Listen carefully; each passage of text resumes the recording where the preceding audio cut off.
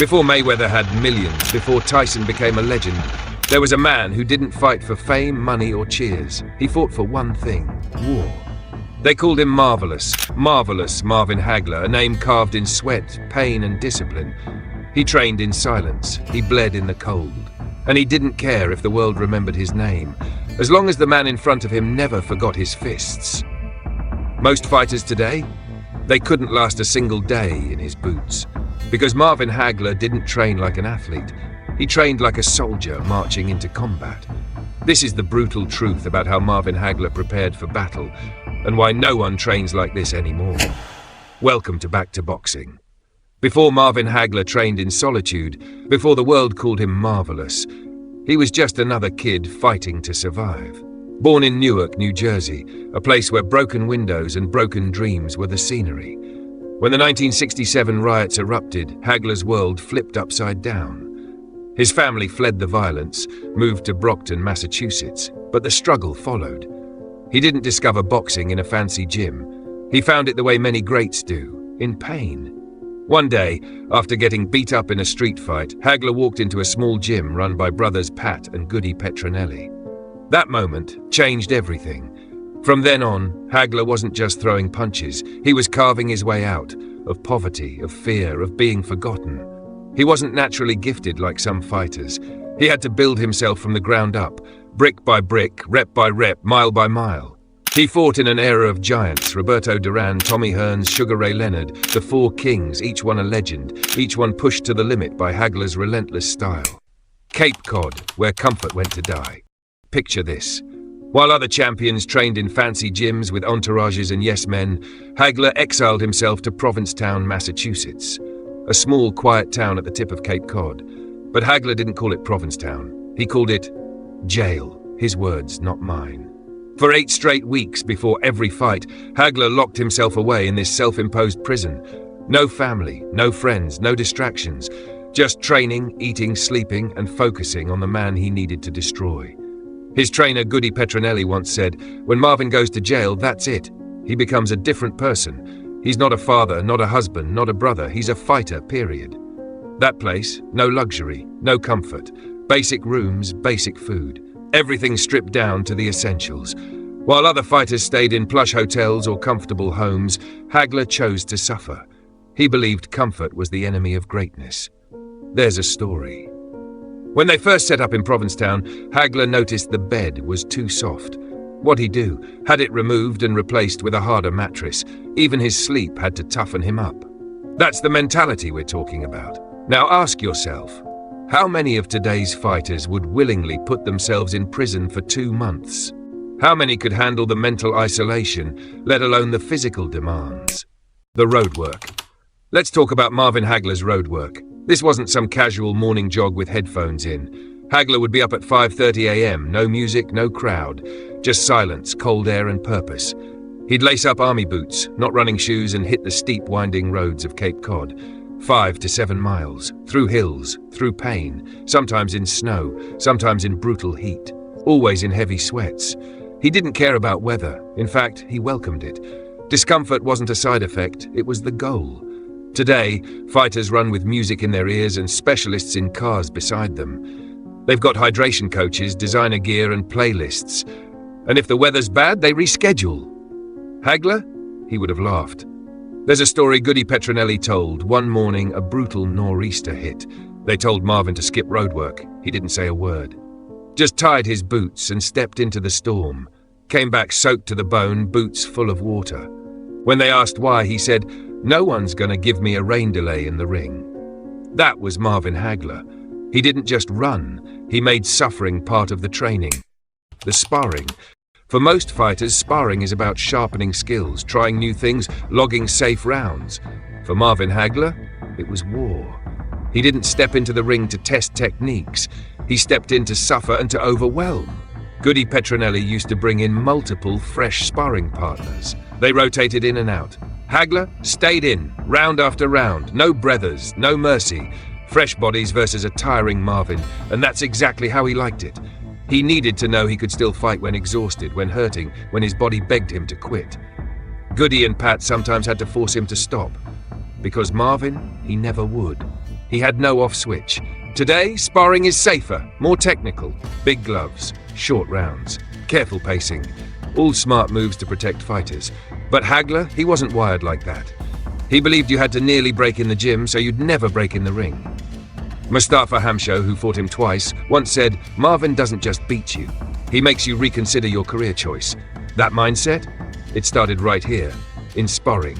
The solitude, silence built the monster.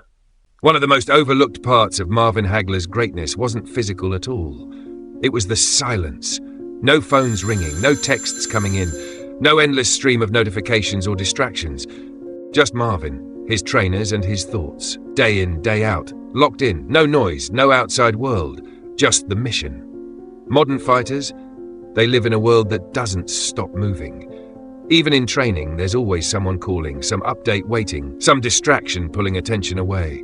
It's not their fault, it's just the world now. But what Hagler had, that monk-like solitude in his self-imposed exile in Provincetown, that was something else. He didn't run from silence, he trained in it. He'd sit for hours, no TV, no radio, just him and the fight playing out in his mind, visualizing every round, every punch, every inch of pain. He wasn't just preparing for war, he was already living in it.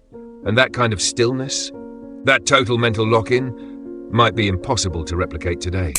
The nutrition. Marvin Hagler didn't need a team of nutritionists or a color-coded meal plan. His diet simple. No frills, no science talk, just fuel. Lots of protein, clean carbs, fresh vegetables, zero nonsense. Pat Petronelli would cook the meals himself. Nothing fancy, nothing trendy. Steak, chicken, fish, potatoes, rice, a pile of greens, and water, always water. That was it. Day in, day out. No superfoods, no smoothies with 15 ingredients, no obsessing over macros or pre-workout supplements, just real food for a real fight. Today's fighters, they've got metabolic tests, supplement stacks, meal timing strategies down to the minute. And hey, that's great. It's progress. But there's still something raw and honest about the Spartan way Marvin lived. No overthinking, no pampering, just enough to keep the fire burning. After his war with Thomas Hearns, 3 of the most brutal rounds in boxing history, someone asked him about his diet. He just grinned and said, "I eat what makes me mean." That was it. Not what looks good on paper, what works in the trenches. Mental toughness. Now let's talk mental toughness, because this is where Hagler was on another planet. Boxing's a cruel sport. It's you, your opponent, and the truth. Hagler knew that, and he trained his mind as hard as his body. Growing up in Newark during the 1967 race riots, he saw his neighborhood burn, his family forced to flee. As a pro, he faced constant roadblocks. Promoters ducked him, forcing him to fight in opponents' backyards, Philadelphia, Vegas, wherever, for years before he got a title shot. Joe Frazier warned him early on. "Marvin, you got 3 strikes. You're black, you're a southpaw, and you're too good."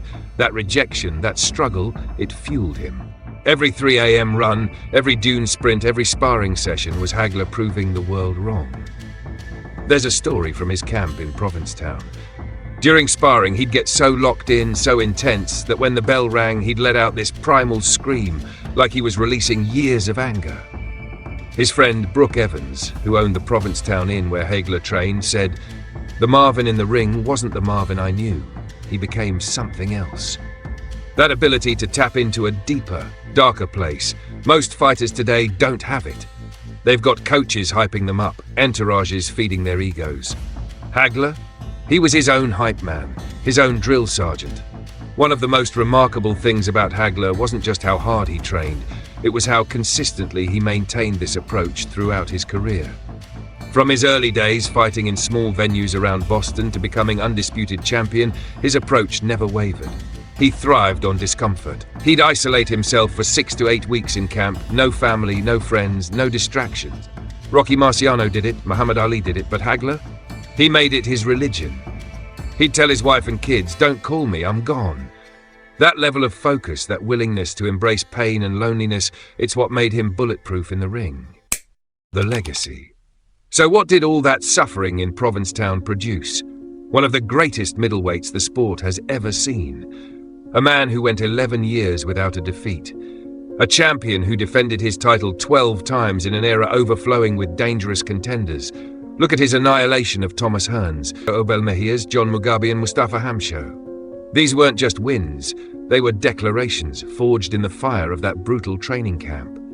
Even in his controversial loss to Sugar Ray Leonard, a fight many still believe Hagler deserved to win, all-time greats had to fight the performance of his life just to escape with a razor-thin, debated decision. What makes Hagler's legacy so remarkable isn't just who he beat, but how he beat them. He adapted to any style because he prepared for every possible scenario. Why it would break today's fighters. So why would Hagler's training break most fighters today? Because it demanded everything, body, mind and soul. Let's be real, modern fighters have advantages Hagler never dreamed of. GPS watches, heart rate monitors, hyperbaric chambers, nutritionists on speed dial. But they're missing something Hagler had in spades: hunger. Hagler wasn't fighting for likes or followers, he was fighting to survive, to prove he was the best in a world that kept slamming doors in his face. Today's fighters, they train hard, no doubt. But too many are distracted, chasing clout between rounds. They're filming reels in the gym, sipping $15 smoothies, recovery apping their way to fight night. Hagler's camp? It was a dungeon. No Wi-Fi, no excuses. His runs in combat boots, his 100 rounds of sparring, his self-imposed exile. It wasn't sexy, but it was effective. As trainer Dave Coldwell put it, Hagler stripped it back. He didn't need gadgets, he just wanted to be the best. And let's talk volume. Hagler's sparring alone, 100 rounds a week, would send most guys to the hospital. Today's fighters spar maybe 30 rounds tops to avoid wear and tear. Hagler saw sparring as war, a chance to sharpen his edge. He'd take punishment, give it back double, and come out stronger. That old-school mentality, that willingness to push past pain, it's fading in an era of load management and protecting the asset. Conclusion. So what can we take from Hagler's training? It's not just about boxing, it's about life. Hagler showed us that greatness isn't handed to you. It's earned through discipline, through doing the things others won't. Those 3 a.m. runs, those screams of war on the dunes, that willingness to live like a monk, it's a blueprint for anyone chasing a dream. Whether you're a fighter, a student, an entrepreneur, Hagler's story says one thing: outwork everyone. In 2025, we've got more tools than ever. AI trainers, wearable tech, recovery apps. But tools don't make champions. Heart does. Hagler didn't have a smartwatch telling him his VO2 max. He had a fire in his gut, a need to prove he was marvelous. As he said, you can't take a trophy and turn it into a bag of groceries. That's real talk. Marvin Hagler's training wasn't just a routine, it was a way of life. It was combat boots in the snow, 100 rounds of sparring, a mind forged in adversity, a soul that refused to quit. It's why he went 62-3-2 with 52 knockouts. It's why he defended his title 12 times. It's why, even in 2025, we're still talking about him. His training would break most fighters today because it demanded total commitment, no shortcuts, no excuses. And in a world obsessed with instant gratification, that's a lesson we all need. All right, that's our deep dive into marvelous Marvin Hagler's training. If this got you fired up, hit that like button, subscribe and drop a comment. What do you think about this? Thank you for watching. Back to boxing.